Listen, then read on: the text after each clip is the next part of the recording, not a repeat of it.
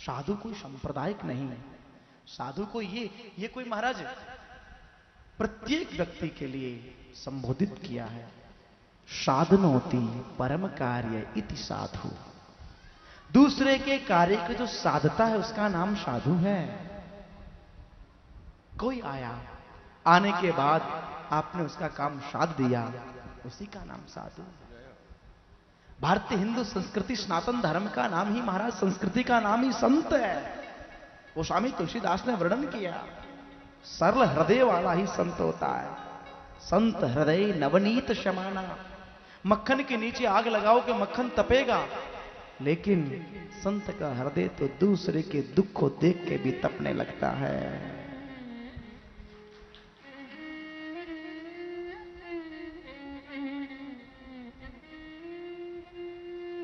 आज यहां नारद जी ने श्री वेद व्यास भगवान को अपनी पूर्व जन्म की कथा सुनाई।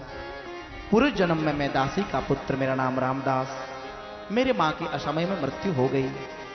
मेरी मां इकलौते मुझे बच्चे को लेके संत के आश्रम में चली गई। महात्माओं के यहां सुबह से शाम तक भगवान का भजन है, कथा है, कीर्तन है, सुनता रहा। एक दिन मेरी मां अकाल मृत्यु हो गई। एकदा निर्गता गेहा दुहंती निषेगा स्पर्शो दस प्रतापृष्ट कृपणा कालयोदित।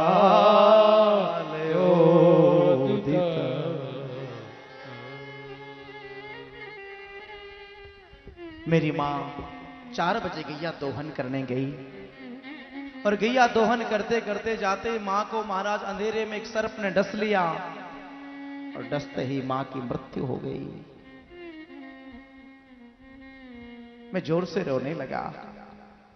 मेरी आंखों में 2 प्रकार के आंसू निकल पड़े, एक में ठंडा और दूसरी में गर्म। मैं रो रहा हूं। दुनिया में इकलौती मेरी मां थी, वो भी मुझे छोड़ के चली गई। जब मैं भजन में बैठता तो कभी कहती, बेटा दूध पी लो, बेटा बाल भोग भोजन करो। आज दुनिया छोड़ के चली गई, दुख में रो रहा हूं। ठंडे आंसू इसलिए निकल रहे कि दुनिया में एक मां थी डिस्टर्ब करने वाली, वो चल बसी, अब भगवान का भजन करूंगा, ये सुखी है, इसलिए सुख से ठंडे आंसू। आप देखना, किसी मां का 4 साल का बेटा स्कूल से आए, आने के बाद वो कहे मां मैं फर्स्ट आया हूं, फर्स्ट, तो मैया उसको गोद में उठाएगी, और गोद में जैसे मैया उठाएगी, मैया के स्तनों से दूध की धार टपकने लगेगी, और नेत्रों से झरझर झरझर अश्रुबिंदु छलक आएंगे। उस समय आप देखना मां के नेत्रों से ठंडे आंसू आ रहे हैं कि मां खुशी में रो रही है। दुख में रोते हैं तो गर्म आंसू निकलते हैं, सुख में रोते हैं तो ठंडे आंसू निकलते हैं। आज देवऋषि नारद बनते हैं, नारायण ने वीणा दी है, और देवऋषि नारद ने आज वेद व्यास से कहा कि मैं हरिगुण गाता वीणा बजाता रहता हूं। श्री वेद व्यास जी ने श्रीमद् भागवत अध्ययन आरंभ किया, भागवत लिखी, लेकिन मन में विचार आया भागवत किसको सुनाऊं, इसका अधिकारी कौन है। मुझे क्षमा करना, श्रीमद् का भागवत कथा का वक्ता कैसा होना चाहिए, जिसने काम को जीता है, जिसने क्रोध को जीता है, जिसने लोभ को जीता है, भागवत का अधिकारी। वेद व्यास ने सोचा ऐसा कौन हो सकता है। फिर विचार आया मेरा इकलौता पुत्र है जिसका नाम सुखदेव है, निर्गुण की समाधि में बैठा हुआ है। आकाशवाणी हुई, उसको लाने की शक्ति श्रीमद् भागवत में है। अपने चारों बेटों को बुलाया, अपने चारों शिष्यों को बुलाया, शिष्य आए हैं, और मेरा जहां इकलौता बेटा श्रीमद् श्री नारायण की तपस्या कर रहा हो, तुम वहां जाके 1-2 गिने चुने मंत्र है उनको पढ़िए, शायद सुखदेव आ जाए। सुखदेव भगवान के सामने चारों शिष्य जाते हैं और सुंदर श्लोक का गान किया। वरहा पीड़ा नटवर वपो कर्णयो कर्णिकारा विव्रतवासः कनक कपिश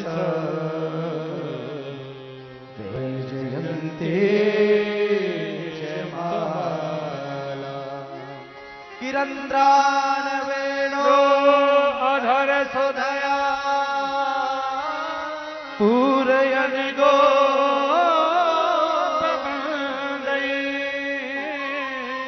वृंदारण्यं स्वबदरमण सदगे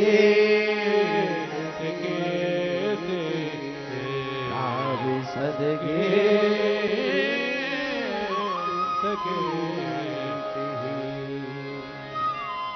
दसवें स्कंद का श्लोक है, वेणु गीत का श्लोक है। आप भी नोट करो और घर में इसको गाओ। वरहा पीड़म, वर कहते मोर पंख को, आपीट कहते मुकुट को, जिसके माथे पे मोर पिछ लगा हुआ है।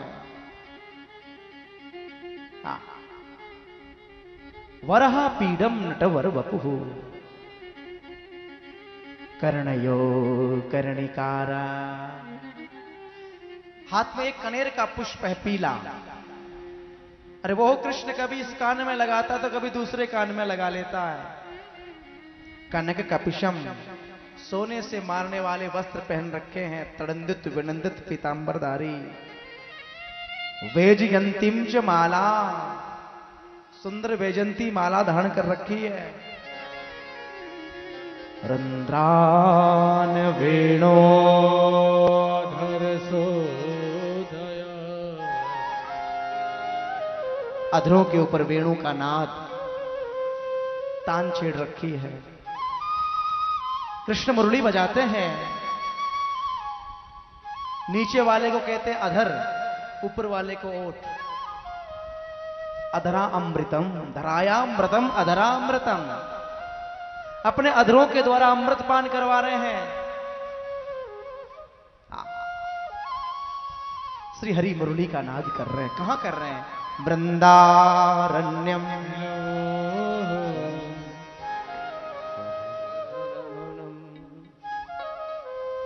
अभी मैं नागौर में कथा बोल रहा था, भाई श्री राम दीन जी विराजमान हैं, जोधपुर से पधारे हैं। सभापति महोदय के घर पे एक व्यक्ति आया, बोले महाराज जी हम आपसे प्रश्न करना चाहते हैं, आदेश करो। उन्होंने कहा कि महाराज श्री कृष्ण मुरली क्यों बजाते हैं? श्री कृष्ण मुरली क्यों बजाते हैं? मैंने कहा क्यों बजाते हैं? प्रश्न बहुत जटिल। भाई मेरे, भगवान कृष्ण मुरली, मुरली को भगवान ने अपने अधरों पे धारण किया है। नंबर एक तो मुरली जो है अंदर से पोली है। मुरली अंदर से एकदम पोली है। मुरली के ऊपर है छिद्र। जो छिद्र है उन छिद्रों को मुरली ने छुपाया नहीं है। छिद्र माने होता है दोष। दोषों को छुपा, हम लोग तो पाप छुपाते हैं। भगवान श्री नारायण ने मुरली बजाई उस समय महाराज वो मुरली के छिद्रों को छुपाया नहीं।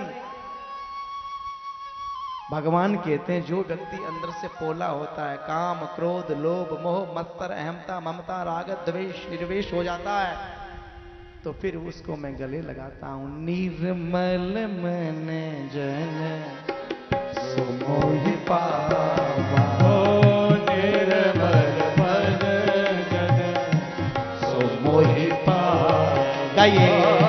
निर्मल मन जन सुमोहि पावा। फिर श्री हरि ने कहा निर्मल मन जन सुमोहि पावा। निर्मल मन जन सोमोहि पावा। निर्मल मन जन सोमोहि पावा। निर्मल मन जन मोही कपट छल चित्र न भावा, मोही कपट छल चित्र न भावा। बुरा मत मानना, एक बात कह दूं क्या, हम अंदर बाहर से बहुत सफेद है, बाहर से बहुत सफेद है, लेकिन अंदर से तो बहुत काले हैं। अंदर से बहुत काले हैं। तुम बाहर से भले काले हो जाना, लेकिन अंदर से तुम बिल्कुल काले मत रहना। अंदर से यदि काले हो गए तो ठाकुर जी कहते हैं ये बिल्कुल मेरे को पसंद नहीं है। तुम जैसे हो वैसे ठाकुर के सामने जाओ। मुरली ने अपने दोषों को छुपाया नहीं, इसलिए भगवान मुरली को अपने अधरों का तकिया दिया है, तकिया, और अपने हाथों से चरण सेवा कर रहे हैं। आहा,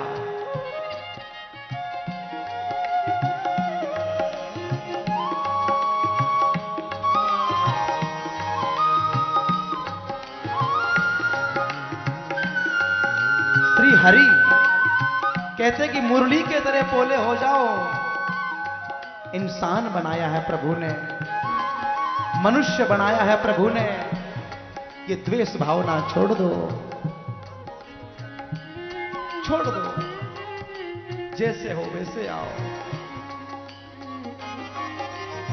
वरहा पीड़ा नटवर बहु कर्णयो कर्णिका रंध्रान वेणो अधर सुधया पूरयन गो। सुखदेव की समाधि खुली, बाप रे इतना सुंदर, इतना सुंदर, ये कौन है इतना सुंदर। फिर बोला सुंदर है तो अपने लिए मेरे लिए थोड़ी है, रहने दो, हमें क्या करना, हम तो समाधि में रहेंगे।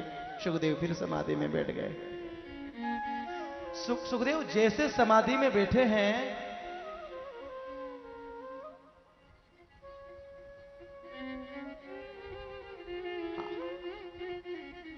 दौड़े दौड़े दौड़े व्यास के शिष्य आए हैं। क्या हुआ, सुखदेव नहीं आया? बोले एक बार जगा था, फिर समाधि में। जाओ एक बार एक श्लोक और बोलो, शायद उसे खींच लेगी भागवत। आहा, दूसरा श्लोक सुनाया, 10वें स्कंद का है, पूतनावत। बड़ा अद्भुत श्लोक है, आप नोट करके इसको सुनो। भगवान कितने करुणावान है, इस श्लोक में वर्णन है करुणा। भगवान दयालु कितने हैं, श्री हरि कितने दयालु है, इसमें वर्णन है। अहो बकीयम स्तन कालकूटम, अहो बकीयम स्तन कालकूटम, अहो बकीया स्तन कालकूटम।